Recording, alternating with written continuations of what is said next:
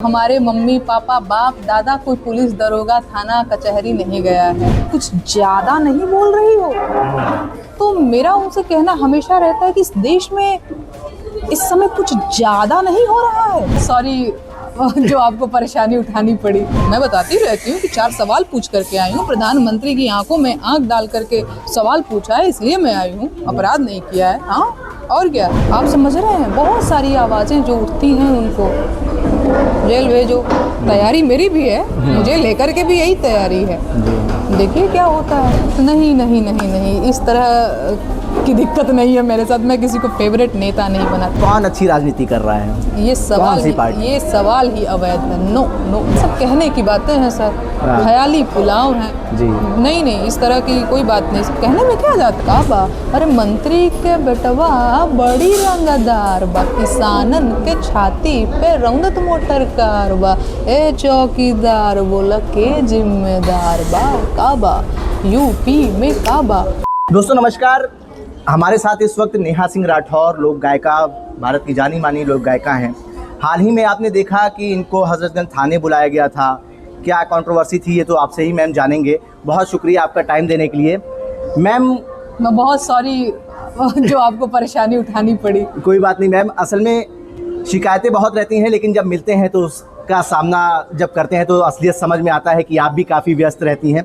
Ma'am सबसे बड़ा सवाल यही है कि तमाम खबरें चली जब आप हजरतगंज थाने में गई तो कहा गया कि लोक गायिका जो कंट्रोवर्शियस गाने गाती हैं। क्या आप मानती हैं कि आप लोक गायिका हैं और आप कंट्रोवर्शियस गाने गाती हैं, कंट्रोवर्सी करती हैं, आपके गाने से कंट्रोवर्सी पैदा होती है?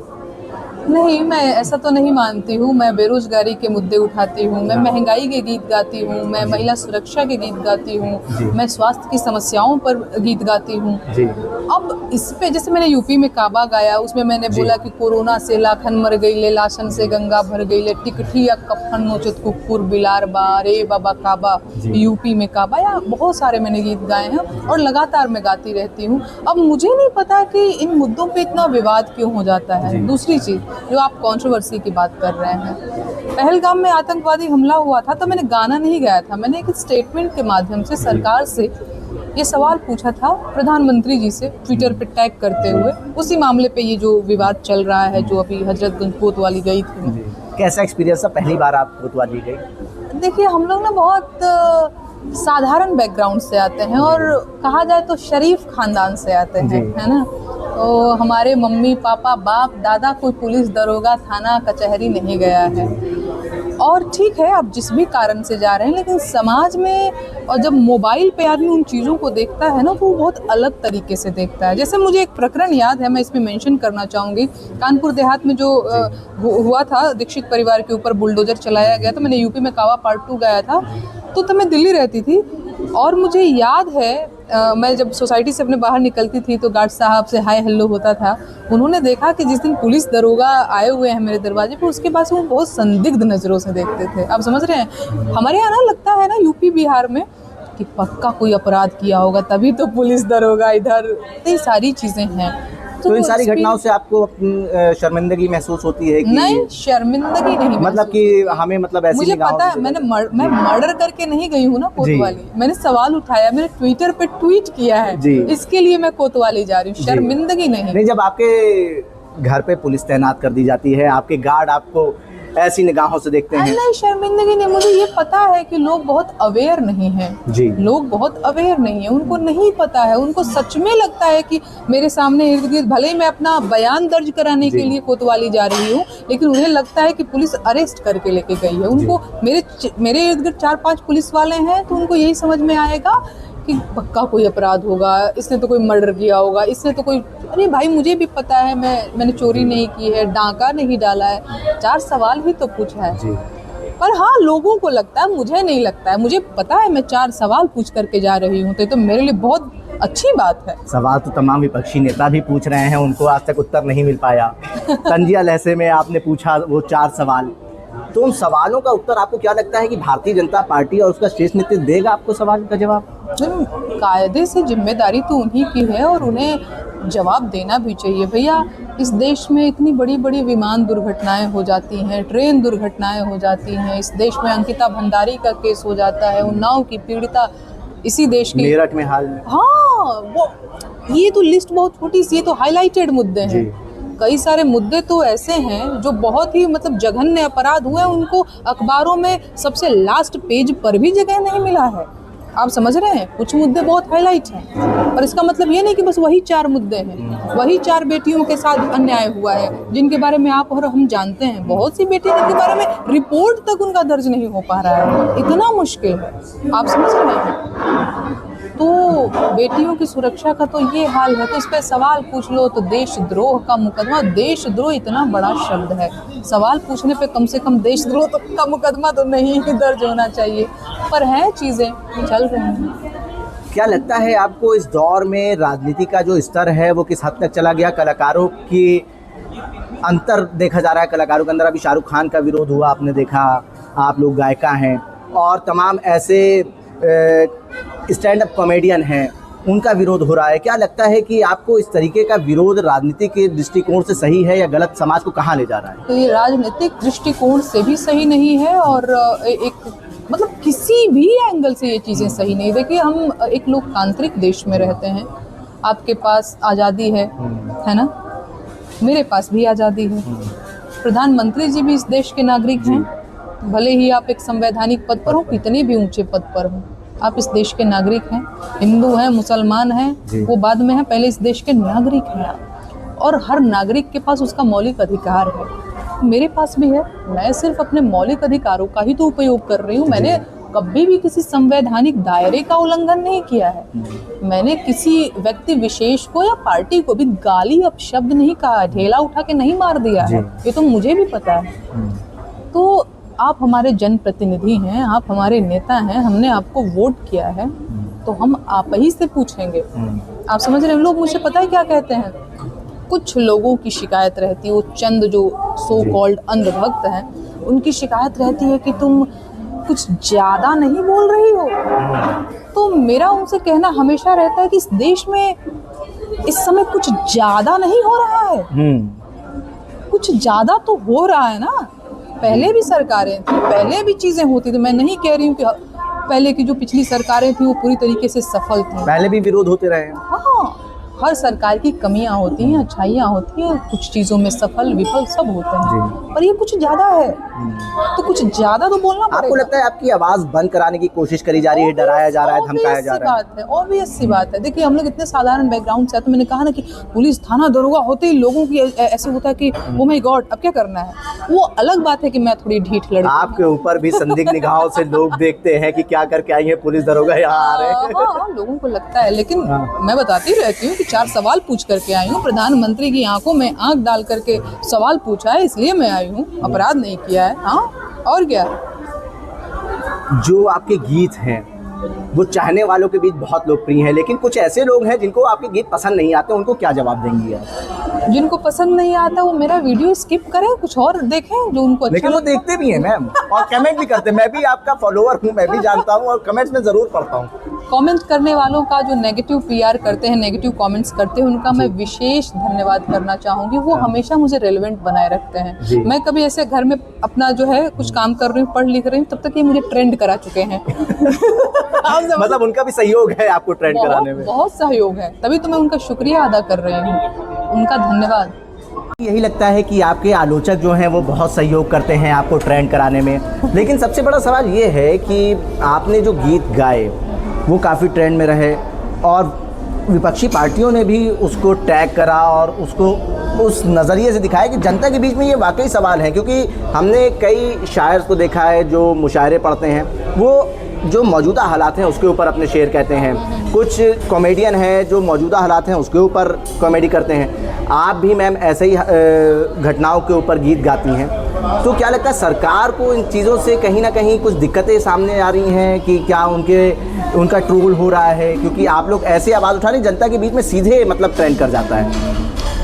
देखिए, सरकार को दिक्कत आनी नहीं चाहिए, सरकार इसी के लिए बनी है कि वो हमारे वेलफेयर के लिए काम करे, वो हमारे जो है वो कल्याण के लिए काम करे। सरकार को दिक्कत होनी तो नहीं चाहिए कायदे से, क्योंकि एक सिस्टम बना हुआ है ना भाई कि हम जनता हैं, हम आपको वोट करेंगे, हम आपको अपना जनप्रतिनिधि बनाएंगे, हम आपको जो है संसद में भेजेंगे। मतलब मैं एक पर्टिकुलर उसकी बात कर रही हूँ, मैं प्रधानमंत्री मुख्यमंत्री तो मान लीजिए एक अलग चीज़ हो गई। तो हम आप ही से तो सवाल पूछेंगे ना। जी। हम तो अपने क्षेत्र के विकास के लिए हमने आपको चुना है। जी। इतने सारे लोगों का जन समर्थन पाके एक व्यक्ति जाएगा जो सदन में हमारे लिए, हमारे क्षेत्र के लिए, हमारे क्षेत्र के विकास के लिए बिजली, पानी, साफ हवा और दूसरी चीज़ हमारी डिमांड। हम तो ये नहीं कह रहे हैं कि हमको 5 स्टार होटल दे दो। हमारी डिमांड जानते हैं सर क्या है? इंदौर में पानी पीकर लोग मर गए। हमारी डिमांड सिर्फ साफ पानी की है। दिल्ली में हवा जो है ख़राब है, हमारी डिमांड है कि सर हम बस शुद्ध और साफ़ सुथरे जो है पर्यावरण में रहना चाहते हैं, वातावरण में रहना चाहते हैं, साफ़ हवा चाहिए। आप समझ रहे हैं हमारी डिमांड कितनी छोटी है महाराज। हम आपसे जिस डिफेंडर और फॉर्चूनर में चलते हैं वहाँ पर डिफेंडर नहीं मांग रहे हैं आपका, और ना उस पे सवाल खड़े कर रहे हैं कहाँ से आई है। हाँ ना उस पर हम तो इतने मतलब क्या कीजिएगा, हम लोग के अंदर स्वीकार्यता बहुत है ना। हाँ ठीक है भाई, तुम नेता हो, तुम्हारे पास होगा, तुम रखो अपने पास, तुम चलो अपनी बड़ी बड़ी गाड़ियों से, हमें साफ पानी दे दो यार, इतनी सी बात है। उन्हें सवाल चुभना नहीं चाहिए। चुभ रहा है तो बहुत बुरी चीज़, तो तानाशाही है, आपको चुभना नहीं चाहिए। नेहा सिंह राठौर एक जानी मानी लोक गायिका हैं। क्या उनको लगता है कि प्रधानमंत्री नरेंद्र मोदी, मुख्यमंत्री योगी आदित्यनाथ और भारतीय जनता पार्टी का शेष नेतृत्व आलोचना से बचता है, आलोचना उसको बर्दाश्त नहीं है? हाँ, आलोचना बर्दाश्त होता तो मेरे ऊपर देशद्रोह का मुकदमा न दर्ज होता। आलोचना अगर उनको बर्दाश्त होता तो सोनम वांगचुक जेल में न होते। आप समझ रहे हैं, बहुत सारी आवाज़ें जो उठती हैं उनको जेल भेजो। तैयारी मेरी भी है, मुझे लेकर के भी यही तैयारी है। देखिए क्या होता है, इनकी तैयारी सचमुच यही है। आपकी क्या तैयारी है? मेरी तैयारी जो कोर्ट का आदेश होगा उसका आपको पालन। तो हालांकि अभी राहत मिली है सुप्रीम कोर्ट मैंने से। वही कहा कि मेरी अपने मन से क्या तैयारी होगी, सिस्टम से लड़ना सामान्य बात है। मेरी अपनी कोई तैयारी नहीं है, बस जो चल रही है चीज़ें, कोर्ट का जो सिस्टम से लड़ने की तैयारी है आपकी? हौसला है। हौसला है, डरी तो नहीं है? ना नेहा सिंह राठौर डरी तो नहीं है? गीत गाती रहेंगी? हाँ, हमेशा। कभी जेल भी गई तो वहाँ से भी कोई दिक्कत नहीं। मतलब डर पैदा होने वाला नहीं है नेहा सिंह राठौर के अंदर? बिल्कुल नहीं, मुझे पता है ना कि मैं सही कर रही हूँ और सच की राह पे चलने वाले डरते नहीं हैं। अगर मुझे पता होता कि गड़बड़ी है ना मुझ में, चुप मार के बैठ जाती कि भाई हमको नहीं जाके फंसना है। आप समझ रहे हैं? अगर मैंने कोई चोरी किया होता, किसी के घर लूट किया होता, कोई अवैध काम किया होता, तो मुझे पता है मेरे पास से AK-47 नहीं बरामद हुआ है, कोई विस्फोटक सामग्री नहीं है ना। तो मैंने 4 ट्वीट किए हैं, जाइए देखिए क्या है उस ट्वीट में, वही है जो उसी पे देशद्रोह का मुकदमा है। क्या सवाल पूछे थे आपने उसमें? अब मैंने यही पूछा था कि प्रधानमंत्री जी आप ये बताइए ये किसकी जिम्मेदारी है? पहलगाम में जो है इतने सारे सैलानियों के लिए सुरक्षा की व्यवस्था क्यों नहीं थी? इसकी जिम्मेदारी कौन लेगा? यही सवाल थे सर, आप भी देख लीजिएगा। हाँ, बस यही सवाल थे मेरे, उसी पे देशद्रोही हूँ मैं। हंसी आती है। तो मैम, नेहा सिंह राठौर का फेवरेट नेता कौन है?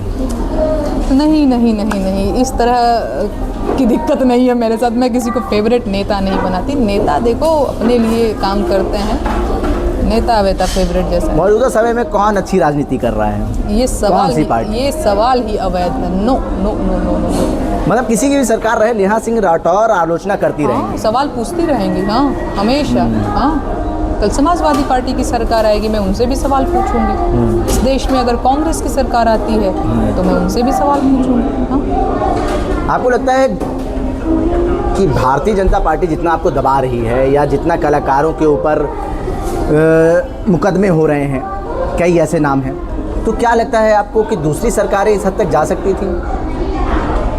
भाई देखो, मैं दूसरी सरकारों में न तो मेरी कोई व्यक्तिगत जान पहचान है किसी से, न तो उनकी जो योजनाएं बनते हैं, जो नीतियां बनती हैं उसमें मेरा कोई हस्तक्षेप है। तो मुझे नहीं पता वो लोग क्या कर सकते हैं, कौन क्या कर सकता है, इसका कौन मतलब मैं कैसे उसकी जिम्मेदारी ले सकती हूँ कि नहीं फलाने जी पे, फलाने पार्टी पे मुझे विश्वास है कि वो ऐसा नहीं करेंगे। मैं कैसे कह सकती हूँ? कोई कुछ भी कर सकता है, किसी को कुछ भी खटक सकता है।